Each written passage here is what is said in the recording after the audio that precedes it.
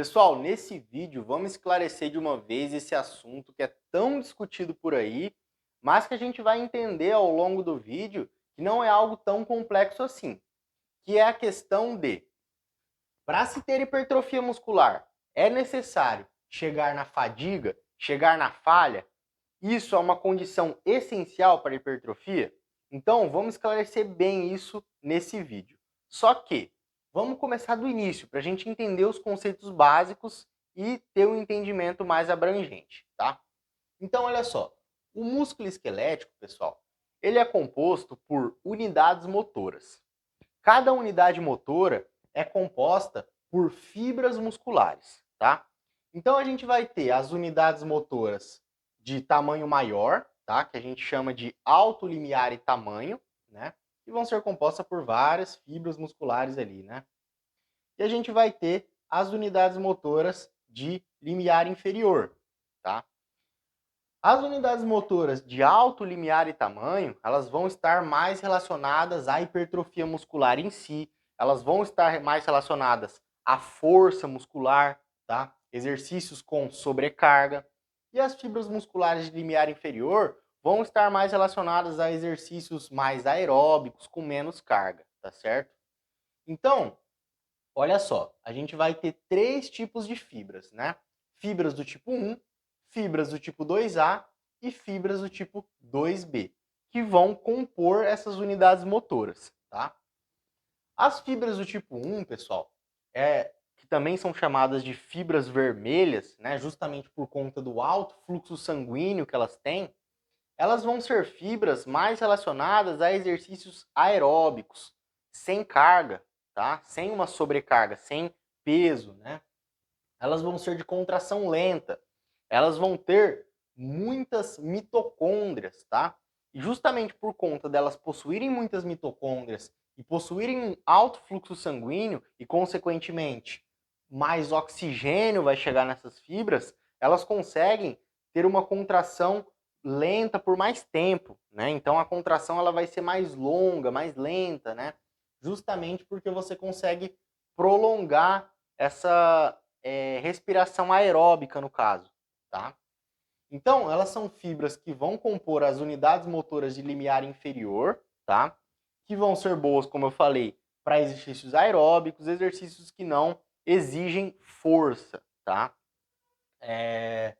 E aí, ó, a gente vai ter as fibras do tipo 2A, que elas vão ser uma transição entre as do tipo 1 e a do tipo 2B, basicamente, elas vão ter características tanto da do tipo 1 quanto da do tipo 2B, né? Como se fosse uma intermediária ali, né?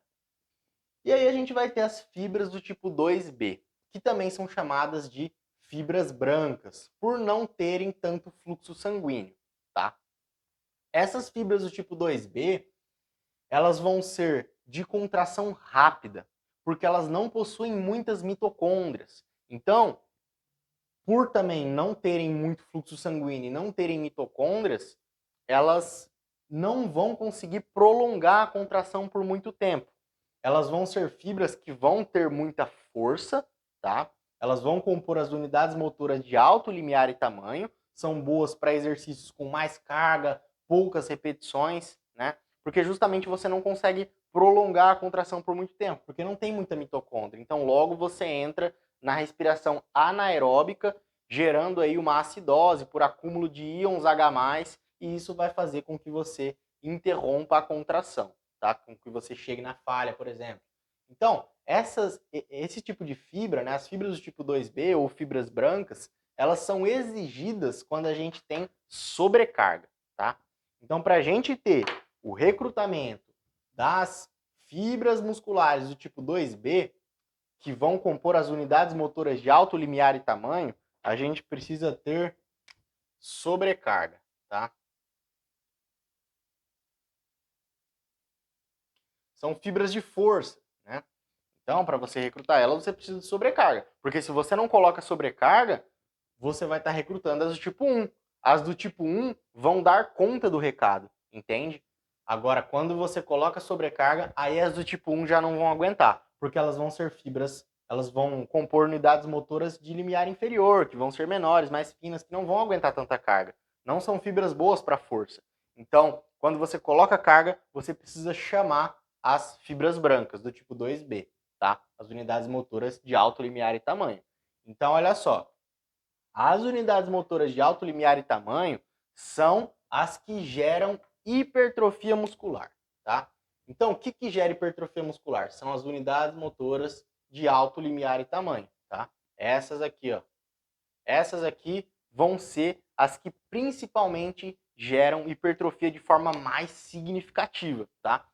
Justamente por isso que fazer exercícios aeróbicos não vai gerar tanta hipertrofia quanto o exercício anaeróbico com carga, porque justamente o exercício aeróbico recruta as fibras do tipo 1, que elas não geram tanta hipertrofia, né?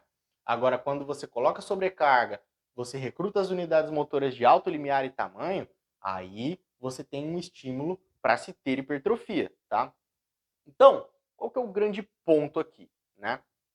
O grande ponto é, a falha muscular, ela é necessária para se ter hipertrofia?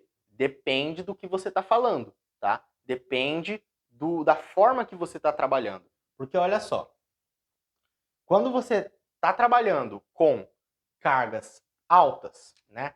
Com mais carga e, consequentemente, poucas repetições, né? Numa faixa de repetições aí de mais ou menos 4 a 12, né? Mais ou menos, que você vai estar no intervalo legal para hipertrofia, para estar recrutando essas fibras musculares do tipo 2B. Se você está trabalhando com essa faixa de repetições com mais carga, né? Se você chega na falha nessa zona de repetições mais ou menos, você vai estar recrutando essas fibras do tipo 2B desde as primeiras repetições. Então, desde as primeiras repetições ali, você já vai estar recrutando essas fibras, tá? Então, chegar na falha ou não vai ser algo tão determinante. Porque o que vai determinar a hipertrofia? É você exigir das fibras do tipo 2B e ir aumentando o trabalho que é exigido delas, né? Porque você também, para gerar hipertrofia, você precisa aumentar o trabalho que é exigido do músculo, né? E mais especificamente, não do músculo em si, mas das fibras do tipo 2B. Porque se você for pensar, por exemplo, se fosse só aumentar trabalho, se você for fazer uma corrida, você vai exigir um trabalho bom do músculo, né? Mas não vai ser das fibras do tipo 2B que a gente quer recrutar para ter hipertrofia. Então, para ter hipertrofia, você precisa aumentar o trabalho. E o trabalho ele é o que, pessoal? O trabalho, que a gente chama de volume load, né, o trabalho total, basicamente ele é a quantidade de séries vezes a quantidade de carga vezes a quantidade de repetições, tá? Só que aqui está a grande variável, né? A zona de repetições, tá, pessoal? Isso vai ser muito importante. Porque, beleza, você vai estar lá aumentando séries, aumentando carga, você aumenta o volume load, né, o trabalho total, e você gera mais hipertrofia, tá? Justamente. Só que perceba que aumentando repetições, você também aumenta o trabalho total. E aí você vai gerar mais hipertrofia? Então, se eu fizer 100 repetições, eu vou gerar mais hipertrofia? Não, porque aí você vai estar exigindo das fibras do tipo 1 e não das do tipo 2, que são as que geram hipertrofia. Então, o grande X da questão aqui é você conseguir aumentar esse volume load, esse trabalho total, das fibras do tipo 2B, justamente, né? Dessas fibras aqui, ó. Tá cheio de seta aqui, mas tá dando para entender, né? Então, essa que é a grande questão, é você aumentar o trabalho total dessas fibras aqui, porque são elas que vão gerar hipertrofia, elas que compõem as unidades motoras de alto limiar e tamanho, que são as que geram hipertrofia. As unidades motoras de limiar inferior não geram hipertrofia, tá? Então, aí que está a grande questão, né? E para a gente exigir dessas fibras do tipo 2B é com repetições baixas e carga alta, tá? Nesse caso, a falha não tem nada a ver. Percebam que em nenhum momento aqui a gente está incluindo a falha, né? Olha só, você precisa aumentar o trabalho, aumentar séries, carga, né? Ter uma zona de repetições ali com poucas repetições, mais ou menos aí, a gente pode falar um intervalo de 4 a 12, mais ou menos, né? Vai variar muito na literatura isso, mas é um intervalo bom, talvez 6 a 12, né? Talvez 4 você vai estar mais para força máxima e tal, para ter hipertrofia talvez uma quantidade de repetições um pouquinho maior, mais ou menos. Mas enfim, a grande questão aqui é que quando você está trabalhando com repetições baixas e carga alta, você não precisa chegar na falha. Porque você já vai estar exigindo desse tipo de fibra aqui, que gera hipertrofia, desde o início. Repetição 1, repetição 2, repetição 3, você já está exigindo tudo isso aqui, né? Agora, pense em outro contexto, pense em outro cenário. Se você vai estar trabalhando com cargas baixas, né?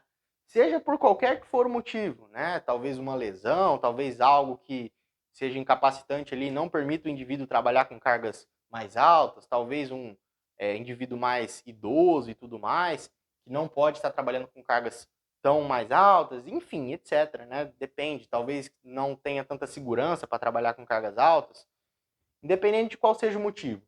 Quando a gente está falando de um trabalho com menos carga e mais repetições, qual que é o problema aqui, né? O problema é que as fibras do tipo 1 dão conta do recado. Elas dão conta do recado. Então você não vai estar exigindo das do tipo 2B, que são as que geram hipertrofia. Então, se você ficar fazendo com pouca carga e muita repetição, você não vai ter hipertrofia, vai ser um estímulo quase que aeróbico. A partir de que ponto que ele deixa de ser um estímulo aeróbico e se torna anaeróbico? Quando você tem a fadiga, tá certo?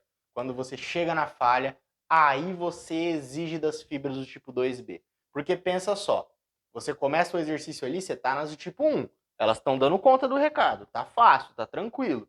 Agora, começou a ficar difícil, começou a chegar na falha, o músculo começou a falhar, aí você vai pedir ajuda para as do tipo 2B. E aí você recruta elas, tá?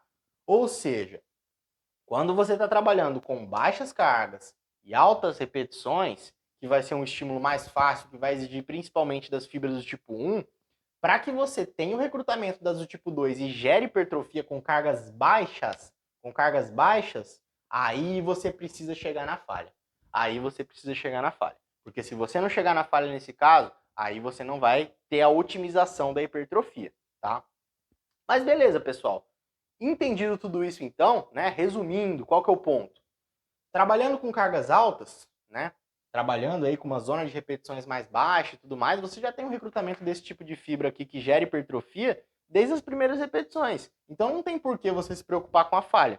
Você não precisa chegar na falha. Você pode parar uma, duas antes da falha, que tá tranquilo, né? Agora, quando você está falando de um estímulo com menos carga e mais repetições, aí chegar na falha se torna obrigatório para você ter hipertrofia, para você ter o recrutamento das fibras do tipo 2B e gerar hipertrofia, tá certo? Só que a grande discussão aqui, pessoal, não é nem essa, né? A grande discussão aqui é se vale a pena você trabalhar com cargas mais baixas para ter hipertrofia, né? E necessariamente precisar chegar na falha, comparando com treinar com cargas mais altas e poucas repetições. Então, vamos apagar aqui para a gente discutir melhor, tá? Essa parte final aqui agora, né? Porque essa que é a grande questão, pessoal, é a aplicabilidade prática, né?